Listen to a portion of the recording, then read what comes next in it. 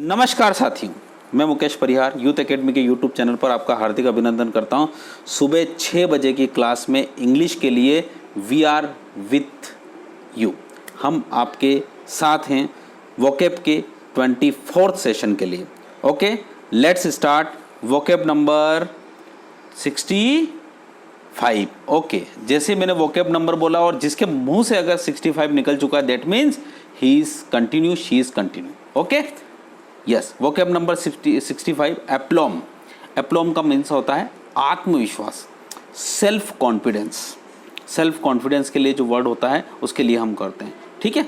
जहाँ पर आत्मविश्वास हो, यानी इसके सिनोनिम्स के बारे में बात करते हैं तो सिनोनिम्स इसके होते हैं कॉन्फिडेंस, जहाँ पर विश्वास हो। पोइज, पोइज का मतलब क्या होता है? पोइज का मतलब यहाँ पर अगर सही ढंग से देखा जाए तो पोइज का मतलब होता है जहाँ पे बैलेंस होता है। क्या होता है? बैलेंस होता है। तो जहाँ पर बैलेंस होता है, जहाँ संतुलन होता है, उसके लिए पोइज का इस्तेमाल किया जाता है। तो जो आदमी संतुलित है वो वैसे ही आत्मविश्वासी है। उसके बाद हम बात करते हैं अगले वर्ड की तरफ, सेल्फ एश्योरेंस। सेल्फ एश्योरेंस का मतलब होता है आत्म सुरक्षा की भावना जहाँ पे हो, जहाँ आत्मविश्वास हो, उसको सेल्फ एश्योरेंस कहते हैं। और उसके बाद यहाँ पर एंटोनिम्स की बात करते हैं। डिसकम्पोजर। डिसकम्पोजर का मतलब होता है जहाँ पर विश्वास में कमी हो, जहाँ पर शंका ज़्यादा हो, इस प्रकार से। डिफिडेंस, डिफिडेंस का मतलब भी होता है जहाँ पे मतलब कहीं पर भी उलझन हो, वो श्योर नहीं हो, जिसे किसी भी बात को कहने के लिए जिसमें सेल्फ कॉन्फिडेंस होता है, और जहाँ पे सेल्फ कॉन्फिडेंस नहीं होता है, थोड़ा शंका होती है, डाउटफुल होता है, उसके लिए। एजिटेशन, एजिटेशन का इंग्लिश मीनिंग देखें, हिंदी मीनिंग देखें तो आवेश। आवेश का मतलब होता है जहाँ पर उसके अंदर थोड़ा सा आवेश हो। आवेश का मतलब होता है जैसे झिझक जाना किसी के लिए, तो उसके लिए संदर्भ में यूज़ किया गया है। यूज़ कर देखें तो आई एम एन एप्लॉम बॉय में मतलब क्या होता है? आत्मविश्वासी लड़का हूँ, मैं आत्मविश्वासी लड़की हूँ। इसके लिए इस्तेमाल you can use the sentence. Okay, तो यहाँ पे एप्लॉम पढ़ा है, बहुत ही अच्छा वर्ड है। देखिए, please use the words in your daily life, then you can understand the meaning of English, otherwise you can't say, you can't speak, you can't understand the language. Language का एक प्रिंसिपल होता है, please use the language in your daily routine.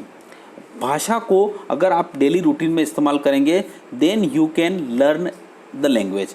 कोई भी language हो, not only English, all the language if you use in your daily routine, daily language, daily आप जो बोलते हैं, तब you can understand the language. Okay, तो next word is vocab number 66। Vocab number 66 commemorate. Commemorate word बहुत ही प्यारा होता है। जब भी किसी की बर्थ एनिवर्सरी मनाई जाए, तो उस बर्थ एनिवर्सरी को, या किसी का वेडिंग एनिवर्सरी मनाई जाए, या फिर कहीं पर भी एक महान पर्व, तो उसके लिए जनरली होता है। तो कमेमरेट का मतलब होता है मनाना, त्यौहार मनाना, ठीक है। जैसे कि मार्क और सेलिब्रेट बाय डूइंग और प्रोड्यूसिंग समथिंग, मतलब कोई मार्क करना या सेलिब्रेट करना कुछ करके, प्रोड्यूसिंग समथिंग यानी कुछ प्रोड्यूस करके, ठीक है। सिनोनिम्स देखते हैं इसके। सेलिब्रेट, सेलिब्रेट का मतलब होता है मनाना। मेमोरियलाइज, मेमोरियलाइज का मतलब क्या होता है? किसी चीज़ को मस्तिष्क में मेमोरियलाइज करना।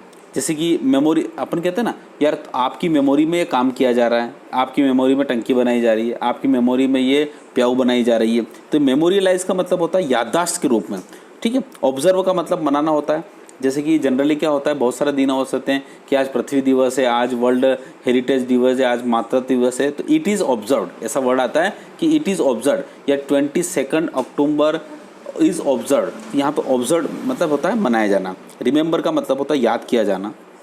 एंटोनिम्स की बात करते हैं हम इसकी, तो एंटोनिम्स का मतलब होता है डिसरिगार्ड, किसी चीज़ का अनादर कर देना, उस चीज़ को मनाना ही नहीं। फॉरगेट, भूल जाना, इग्नोर कर देना। ओवरलुक, ओवरलुक का मतलब क्या होता है? ये जनरली क्या होता है कि जैसे कि एक लड़की लड़के को देख रही है, एक लड़का एक लड़की को देख रहा है, वो उसको ओवरलुक कर रहा है। ओवरलुक का मतलब होता है अनदेखा कर रहा है उस चीज़। तो ये ओवरलुक, द वर्ड ओवरलुक इस प्रकार से इस संदर्भ में यूज़ किया जा सकता है। तो ये हो गए सिनोनिम्स और एंटोनिम्स कमेमरेट के। Okay, now turn to the sentence. The book will be published. The book will be published मतलब होता है ये पुस्तक जो है प्रकाशित होगी अक्टूबर महीने में, to commemorate the birth anniversary of Mahatma Gandhi, यानी महात्मा गांधी की जन्म जयंती के लिए मनाने के संदर्भ में ये अक्टूबर में ये बुक पब्लिश होगी, क्योंकि महात्मा गांधी के ऊपर होगी वो बुक। ठीक है, okay. Now turn to the next word, vocab number 67, template. Word is template. Template means होता है आदर्श, यूँ कह सकते हैं आदर्श भी होता है। आदर्श का मतलब यहाँ पे नमूना, जैसे कि हाँ थोड़ी देर के लिए कि हम क्या करते हैं, जैसे एक मजदूर ये रहा, एक काम करता है, ठीक, ये मजदूर, और एक और मजदूर ये रहा, ठीक, और यहाँ पे एक मालिक है।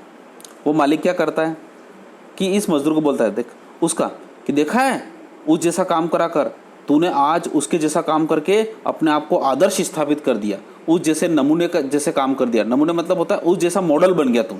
ठीक है, आज तूने सचिन तेंदुलकर जैसी बैटिंग करी, आज तूने रोहित शर्मा जैसी बैटिंग करी, तो ये आज टेम्पलेट मतलब उस जैसा आदर्श बन गया। जैसे कि कभी कभी क्या होता है, बच्चे जो होते हैं वो माता पिता के पद चिन्हों पे चलते हैं तो वो टेम्पलेट हो जाते हैं, मतलब उसके जैसे आदर्श का रूप काम करते हैं। तो यहाँ पर इस संदर्भ में लिया जा सकता है।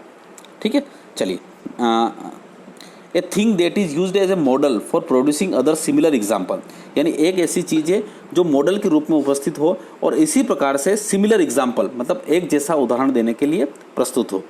सिनोनिम्स की बात करते हैं इसकी। एग्जाम्पल, एग्जाम्पल मीन्स उदाहरण। प्रेसिडेंट, प्रेसिडेंट का मतलब होता है उसके अगुआ, उसके आगे पीछे चलने वाला। ठीक है, मॉडल और आइडियल, तो इस प्रकार से इसके वर्ड हो गए। अब इसके एंटोनिम्स के बारे में बात करें तो अनवर्दी, बिना योग्य। फॉलोअर, भाई आदर्श का मतलब होता है आगे चलने वाला, और फॉलोअर का मतलब होता है अनुसरण करने वाला। डिसओरिएंट का मतलब भी होता है पीछे चलने वाला। तो इस प्रकार से इसके एंटोनिम्स होंगे। अब इसके यूज़ के बारे में बात करते हैं तो my father is a template for my life, यानी मेरे पिताजी मेरे जीवन के लिए आदर्श हैं, मतलब मैं उनके पद चिन्हों पर चलता हूँ, मैं उसी जैसा काम करता हूँ।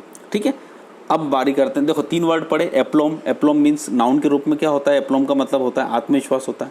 Commemorate in form of verb, मनाना, सेलिब्रेट करना। And template just like example, president, model, ideal. Okay, तो देर आर 3 वर्ड्स और I know you are enjoying with vocab session. Okay, तो अगर आप इंजॉय कर रहे हो तो बिल्कुल हमें साहस दीजिए और हमें बताइए। ठीक है, now turn to the one word substitution, अनेकों के लिए एक शब्द। देखिए धीरे धीरे अनेकों के लिए एक शब्द हम करते करते कहाँ तक पहुँच चुके हैं, 110 पढ़ चुके हैं और आज टर्न है 111। Morning prayer in the church. Church जो होती है, चर्च का मतलब जनरली गिरजाघर, जैसे अपने मंदिर होते हैं तो वहाँ पे जो ईसाई लोग होते हैं, क्रिश्चियन लोग होते हैं, वहाँ पे चर्च होती है। तो चर्च में जो सुबह की प्रार्थना गाई जाती है उसको बोलते हैं मेटिंग। क्या बोलते हैं, मेटिंग। देखिए अब इसको याद कैसे करना है, देखो मैं भी पहले 5 वर्ड बताता हूँ, उसके बाद याद करवाएंगे इसको। Morning prayer in the church क्या होता है, मेटिंग। मेटिंग का जो हिंदी अर्थ होता है वो होता है सुबह की प्रार्थना। क्या होता है, सुबह की प्रार्थना। ओके, चलिए अब आगे चलते हैं हम। Evening prayer in the church, शाम को जो प्रेयर होती है उसको क्या बोलते हैं, वेस्पर। क्या होते हैं, वेस्पर। वेस्पर मतलब होता है सायंकाल की, क्या होते हैं, सायंकाल की प्रार्थना। क्या होता है, सायंकाल की प्रार्थना।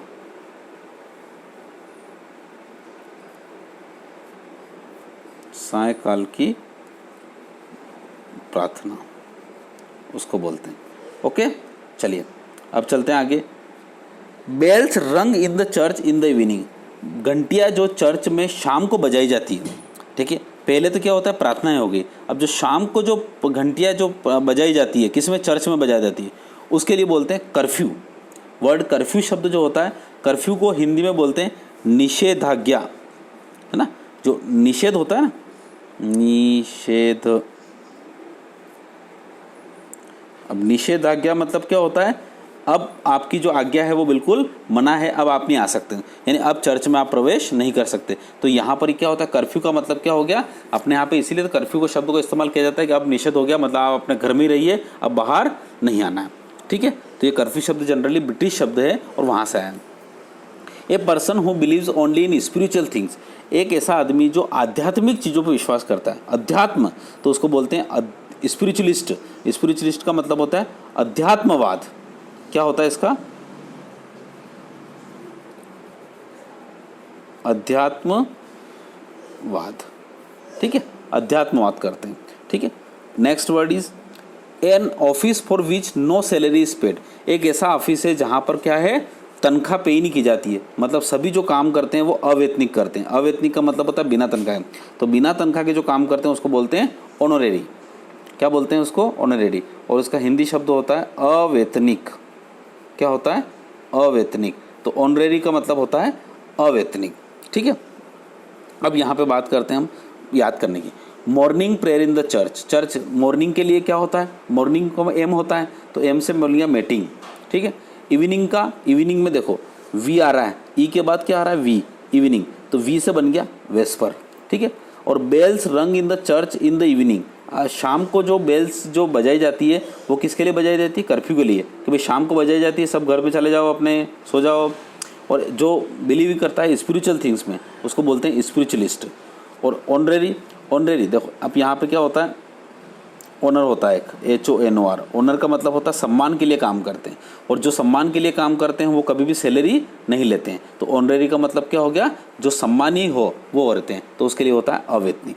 ठीक है, तो यहाँ पे आशा करता हूँ कि ये पांचों वर्ड भी आपको याद हो गया। Morning prayer in the church, meeting, evening prayer in the church, vesper, bells rung in the church in the evening, curfew, spiritualist और ऑनरेरी। ठीक है, अब आज आपने 3 वर्ड पढ़े। कौन कौन से 3 वर्ड पढ़े? ये रिपीट या रिवाइज वंस अगेन। एप्लॉम मीन्स आत्मविश्वास, कमेमोरेट सेलिब्रेट, टेम्पलेट आदर्श साचा नमूना। ठीक है, और हमारे जो 5 वर्ड है जो 1 वर्ड सब्स्टिट्यूशन जो कि आपके सामने स्क्रीन पर दिख रहे हैं। तो अब आता है now turn to the test. Test is test yourself. देखिए test is very important. Test इसलिए हो जाता है क्योंकि आप जो चीज़ पढ़ रहे हैं वो आपके दिमाग में बैठ रही है कि नहीं बैठ रही है, आपको याद रह रही है कि नहीं रह रही है, इसलिए सबसे very important. Our 2 question is very common on daily basis. हमारे 2 ही क्वेश्चन होते हैं। Have you noted down previous vocabularies in your copy and learn. क्या आपने प्रीवियस वोकेबुलरी को अपनी कॉपी में लिख लिया है और आपने उसको पढ़ लिया है? अगर आपका जवाब हाँ हो तो नीचे प्रश्नों का जवाब दीजिए, अगर नहीं हो तो पहले उनको पढ़िए उसके बाद जवाब दीजिए। ठीक है, ओके। क्वेश्चन, आउटलैंडिश के एंटोनिम्स, प्रेस्टिजियस के सेंटेंस बनाइए, एमनेशिया से एक सिनोनिम्स लिखिए, और स्पीकिंग अलाउड वाइड अलोन और a speech or a person recited at the beginning of a play, इनके 1 वर्ड सब्स्टिट्यूशन लिखिए। तो आशा करते हैं कि ये सेशन आपको अच्छा लगा होगा और चीज़ें जो आपके साथ जो हुई है वो भी आपको अच्छी लग रही होगी। कहीं कोई दिक्कत हो हमें कमेंट बॉक्स में लिखिए, आपको कहीं पर भी और सुधार की गुंजाइश हो हमें कमेंट बॉक्स में लिखिए, हम आपके साथ इंग्लिश में वोकैब लेके चल रहे हैं। ठीक है, बहुत ही जल्दी हम आपके ग्रामेटिकल सेशन को भी स्टार्ट करेंगे। Okay, thank you so much. जय हिंद, जय भारत।